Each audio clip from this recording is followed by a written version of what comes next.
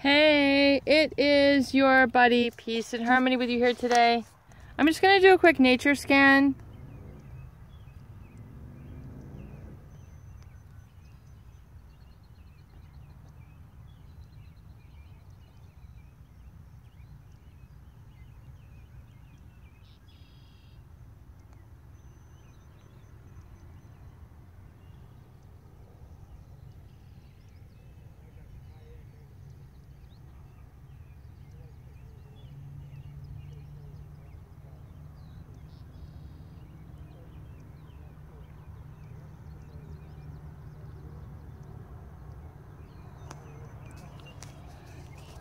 Okay, we're going to zoom in and focus in today on really sort of some natural methods. Woo! We are having fun now. We are going to zoom in and focus in on some natural ways to heal anxiety after you've been in a relationship with someone who has really kind of gotten the best of you. Someone who is perhaps malignant, narcissistic, covert narcissistic, psychopathic, someone who has really gotten you your core and sort of blown it out so that you don't really have a sense of your life, what makes you happy, what you find interesting. Look at this. Oh! And you're not able to be liberated. And so really, and it's to understand that narcissists, covert narcissists, and psychopaths are very good at causing trouble and making people unhappy. And unhappy really because of the violation and disrespect of personal boundaries. So it's to say basically that they basically will help themselves to whatever it is you have to give.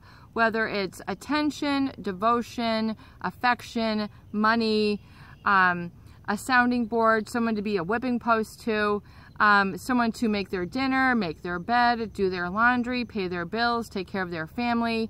I mean, they will just ravage through people's lives in order to get whatever it is that they want. And it's a very sad, unfortunate state to see this happening because I've seen this happen to some of the most affluent, talented, gorgeous people who have had, have an abundance of just goodness about them, inherent goodness, inherent talent, beautiful people on the inside out.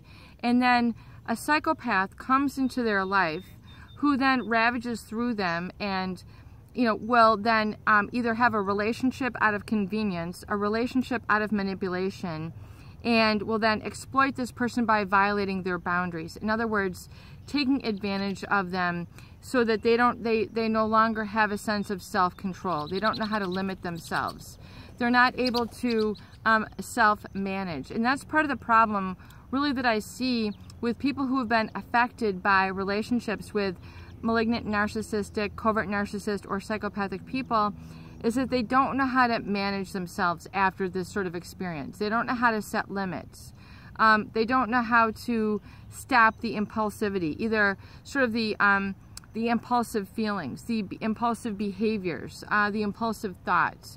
In other words, they don't have a handle on things because their core of control, strength, and power has essentially been disassembled, disengaged from within their center.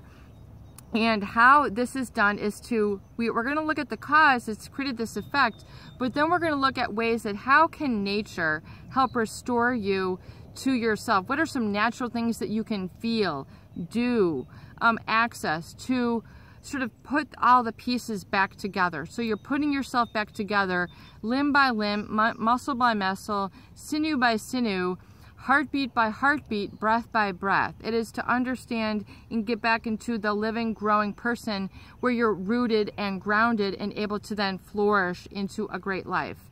So when we talk really about, some of the real severe cases, it is a violation of boundaries, a violation of trust, a exploitation, which means abusing of. So for example, if we look at, exploited nature, where nature has been denatured and, other not indigenous or non-inherent animals or plants are being caused to grow or take from the environment. For example, the rainforests that have been hacked down, which are part of our whole ecosystem of our globe, they really help clean a lot of the air.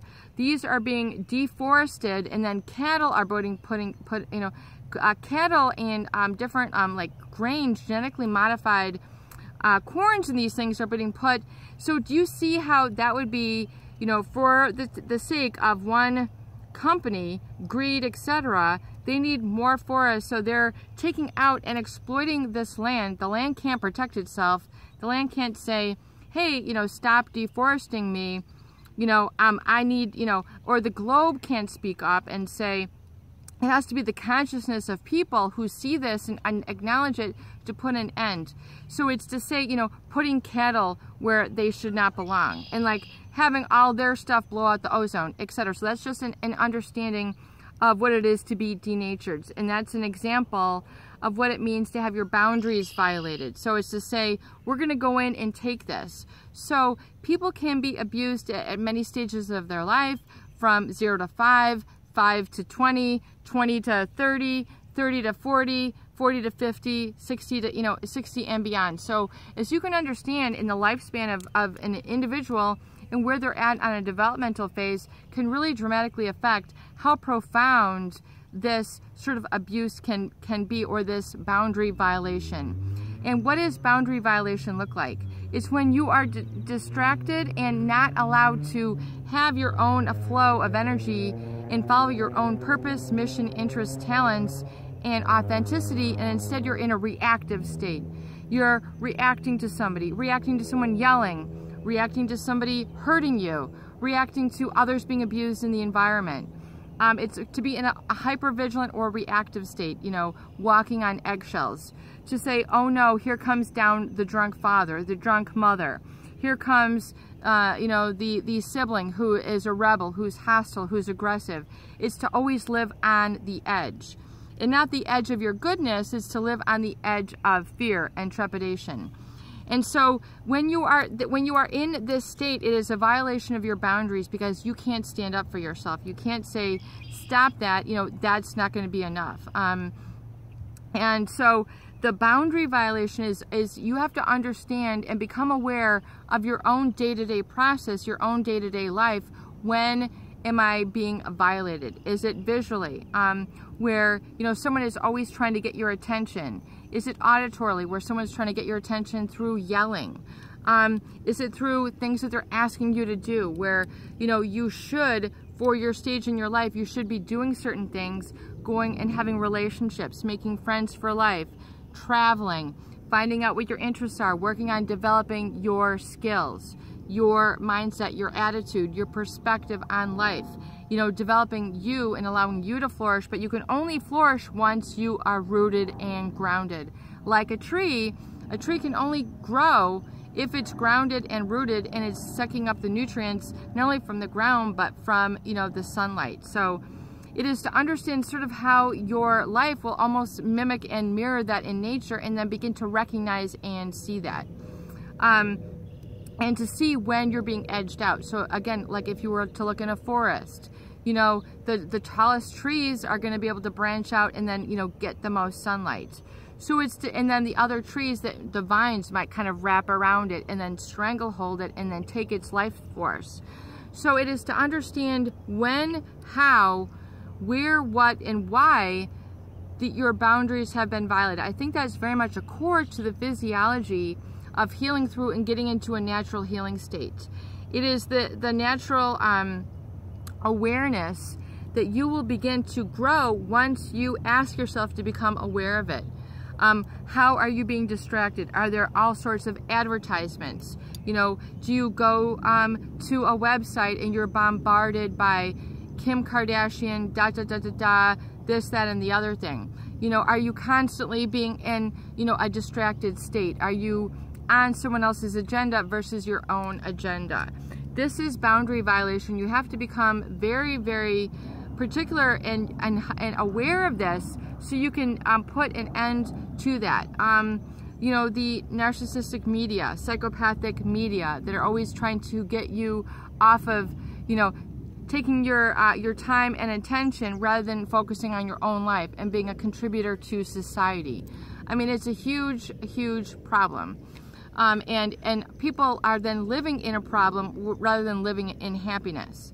So it is now to understand first what your boundary protection looks like. It's to have and be resensitized. It's to come into your own skin. It's to come into your own vision, the sound that you want, the feelings on your skin that you want, the things that you want to taste, the things that you want to breathe in, your physiology, the way you want to carry yourself, the way you I'm sorry, I thought I heard a bird. It is all these things kind of coming together and coalescing into one, which is going to bring it together for you. It's kind of like pulling together the pieces. So then, furthermore, when we look at understanding what that is to understand the who that is doing that violation and that disrespect. So it's to begin to put terminology to your experience on a psychological level, a physiological level. And then it is to say, okay, so now I am good enough. I am worthy. I am deserving of a wow life. I'm deserving of wow interests. I'm deserving of a life of abundance and happiness and fulfillment and feeling how I want to feel, having emotions that I can control and delight in and that serve me, and that I'm learning and getting a sort of wisdom and wiseness about me. Not wise at, whatever they call the wise ass, but there's a wisdom and there's a wiseness that once you attain that psychologically, spiritually, physiologically, that you cannot be knocked off. You are like a rock. And so it is to then, let's look once again at some natural ways. So one is through your own consciousness, and then to make choices, personal choices from that I am worthy standpoint. Taking the better option, taking the A rather than the B, saying, yes, I deserve it, I'm going to go take it, and the time is now. It's now o'clock. I am not going to procrastinate and put off my happiness. I'm going to live a full, abundant life right now, and I'm going to feel the wind on my back. I'm going to feel the sun on my face. I'm going to have smiles and a feeling of glory versus doom, contempt, belittling, and criticism. It is a choice.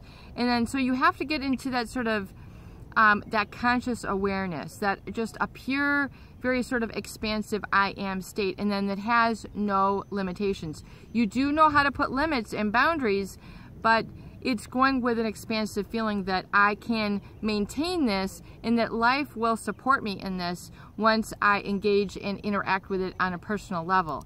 And then I'm not getting angered or alienated by the forces in life. I know how to manage them. Because if you don't manage them, life will manage them for you. And so, other natural healing things that you can do to reduce anxiety. Literally coming outside and getting yourself a good old dose of vitamin D. Soaking up some sun.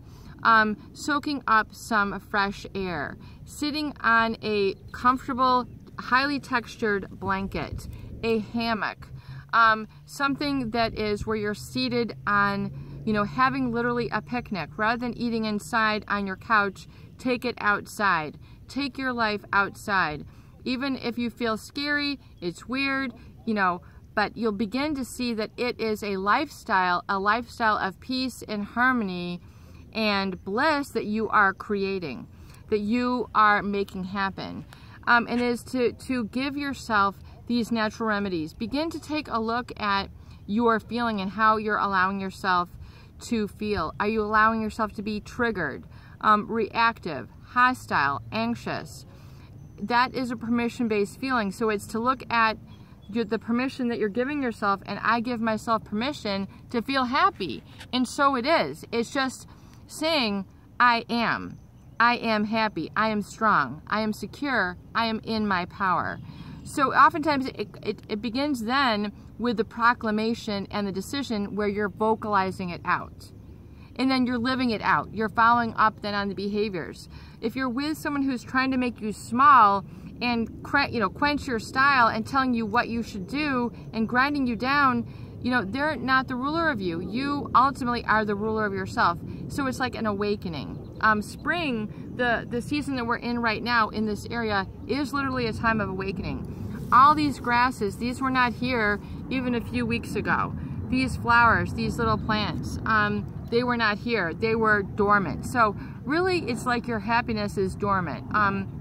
You know, your emotions, your energy mimics that, really like the seasons or like you find in nature. So you really need to begin to identify and pick up on these lessons that life will give you. Life will heal you if you ask for it. Ask and you shall receive. And it's to look also at, you know, what are the other sort of elements that you can begin to give yourself. Whether it's beginning to have a bonfire for yourself, a picnic. Are you going to go on a hike? Are you going to go on a journey? Are you going to, you know, find a place to go swimming? Are you going to go find a place to just meditate, to feel, to be, to take pictures? How can you enhance that and then create the positive cycle where it's regenerative within and you just sort of are on that living shine lifestyle? You know, for me, it's very important that you will then develop this feeling of gratitude and connection. And it's really to look at the elementals, you know, becoming close to water, you know, and looking at things that you then can have a relationship with, things that you have sort of found aversive. Begin to understand why you have found them aversive, why they have agitated you. Is there too much of this, not enough of that? Begin to understand your own feelings. Begin to put more words to it. Begin to grow your vocabulary. Vocabulary is a very important thing to being happy in life, because you can begin to command your emotions based on your vocabulary. I am strong. I am powerful. I am sentient. I'm sensitive. I am feeling. I am creative. I am wealthy. I am affluent. I am living in a state of abundance, and so it is. And once you get into that, you know, sort of, you know, a declarative lifestyle, proclaiming lifestyle, you're speaking it into existence. Your words have your words have law. Your words will reign. Your words will create that. It is called a self-fulfilling prophecy. So if you constantly focus on the negative, you will get more of the negative. If you say you shut it down, no thank you, and then focus on the positive, then that is what you have. And then that is, then your personality is organized around the positive and not just around the negative. And nature will allow that. But you need to get out and away from the structures that bind you, the chains that enslave you, that make you small, that make you feel held back. It's to come to places where you can be expansive and you can speak out and resonate this, so that the words will resonate in your body, and because you need to command your body. I mean, when you begin to really kind of speak from your diaphragm, you begin to breathe deeply, you feel deeply, you are strong. Your vision then gets cohesive, meaning what your eye focus on, what your ears attend to, are at that deep, strong level. So you're able to speak with command. You're able to see what is required. You're able to cast your eyes upon what is good and positive, and then it feeds the system. And so it is. And so nature has provided so many of these resources. I mean, just look at the spring flowers. It is to say, be happy. So if you need permission to be happy, take a walk in a botanical garden, a forested area, a beautiful neighborhood, and you will see life wants you to be happy. You can see from the waters here, we did a little bit of a scan, but it's absolutely picturesque. You know, why don't you begin then to draw it? Begin to ingest the positive from nature. Begin to digest it in whatever way. Whether you touch it, feel it, draw it, paint it, make jewelry that, displays this. Maybe your cooking incorporates more unique ingredients that you find in nature. Begin to expand your palette. Things that nature has provided is abundant. So the closer you can get to the real, the authentic, the genuine, the handmade, the homemade, the you-made, what is original and intrinsic to you, the more you will reduce your anxiety. Things like these sauna baths. You know, you see the benefits of sauna, the heat shock proteins, where you go into heat and then your body makes a special protein then which makes you stronger. You know, begin to learn a little bit about the physiology and then apply it. You know, don't study it for 3 years and then say, well, maybe I'll try this in, 3 years. You know, begin to try it today. You have to apply it now. I mean, like immediately. You need to have that sense of urgency about you, and then the anxiety will be alchemized. It'll become a sense of urgency and yes and positive and excitement and enthusiasm, and then your passion, which you then cast aside your anxiety. And once, it's very difficult to simultaneously be anxious and happy. So you want to get into that chronic happy state where you're just chronically everything is okay. It doesn't bother you. Your past doesn't torment you. Your past isn't the topic of all your conversation. You have a sense of nostalgia about life. Perhaps you love history, biologies, some of the great leaders of the past. Perhaps, that really inspires you. And then, that's the baton that you're passing on in life. But you're no longer grabbing onto the negative baton. You're no longer grabbing onto the projection and negativity. You're no longer grabbing onto the anxiety. It's just, you're not gripping it. You're not a part of it. And to say that nature also provides so much that can help reduce anxiety. Begin to become aware of things like the way the wind blows across your shoulder, the way it brushes, through your hair, the way the sun, warms you, the way the sun embraces you. Begin to look kind of on a poetic little bit of life within yourself. You're a poet and you didn't even know it. You can find this glory. So find where your glory is. If you can list 5 places where your glory is, where would that be? Where is glory for you? Is it in a church? Is it in a big skyscraper? Is it out in a pond? Is it creating a massive garden for yourself? Is it building a house?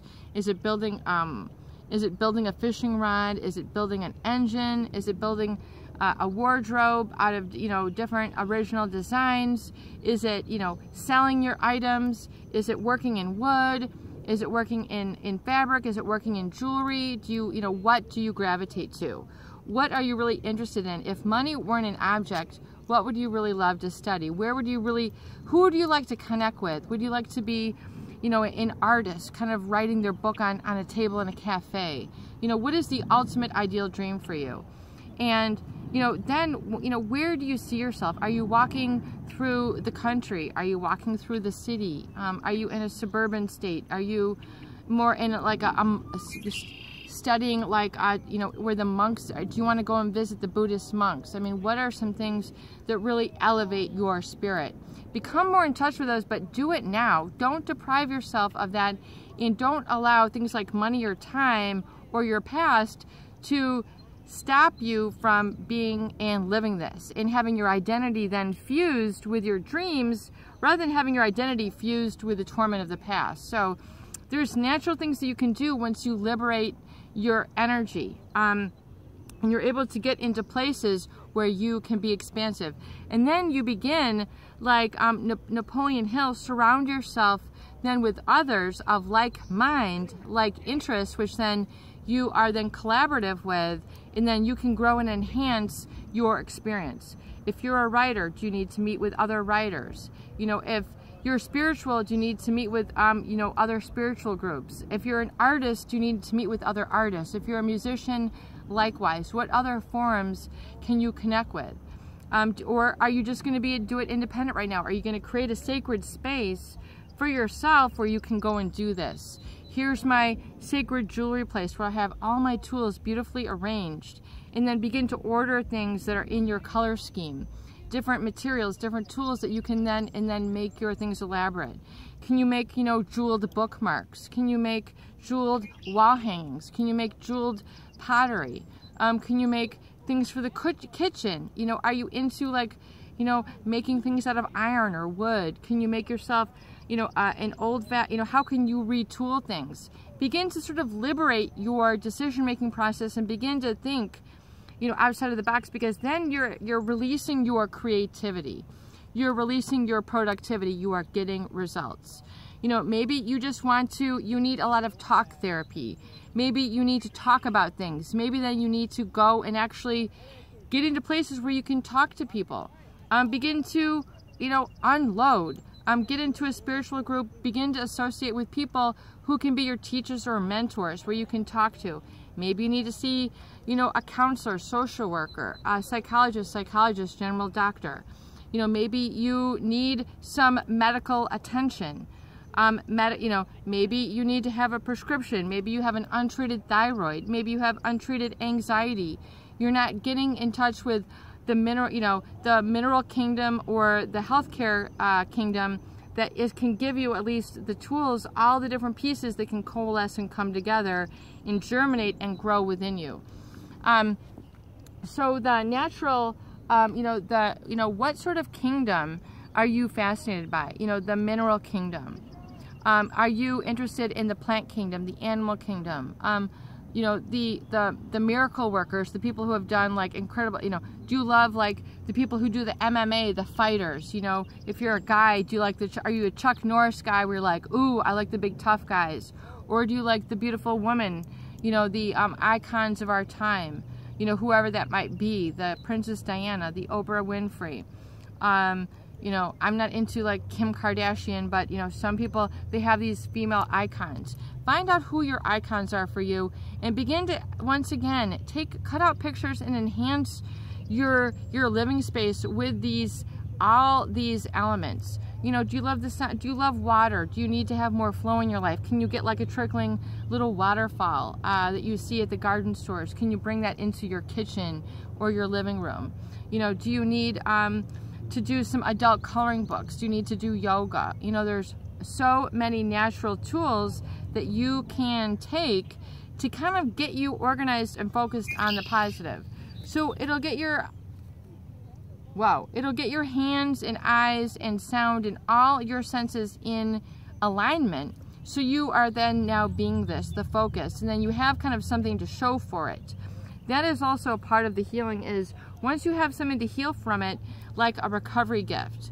Can you go and get like a beautiful vase and then just begin to have fresh flowers? Or can you go and get a whole nother type of plant? Hey, I've never had this type of plant. This is super cool. Maybe you want to have a bird or a pet, or, you want to have a butterfly, a butterfly situation where you raise butterflies, you raise bees. Maybe you want to raise wine. Maybe you want to make wine or cookies or breads or fishes or steaks. Maybe there's different things. Maybe you want to go and get a bird feeder. There's so many birds cruising around here. Maybe you love birds. You're like, birds would be so cool, peace and harmony. I'm going to get myself a bird bath, and I'm going to get myself a bird feeder, and I'm going to set up my own little natural wilderness right outside my freaking window. Go and do it. Begin to take action. Be all action. When it comes to alchemizing anxiety, you need to take action. Maybe you just want to indulge yourself and say, you know what, peace and harmony, I just really want to indulge myself. Maybe you want to go to like an art gallery and just buy some like really nice, if you have the money, expensive art, and go, you know what, I'm giving myself a gift, and I'm going to get a really super cool painting, and I'm going to go and meet the artist, and I'm going to get on his mailing list, and I'm going to go connect with this guy. Begin then to connect with others who are in that vibration that you really appreciate, and begin to connect with those things that you appreciate. Maybe you are really into investing, or you want to become financially independent. Then learn about investing. Set yourself up a Fidelity account or some sort of thing for your future, and begin to set money aside, or just get some colorful envelopes. Color 5 envelopes and begin to mark them with vacation, travel, healing, spiritual goals, psychological goals, and then set money aside into these things, books that are healing.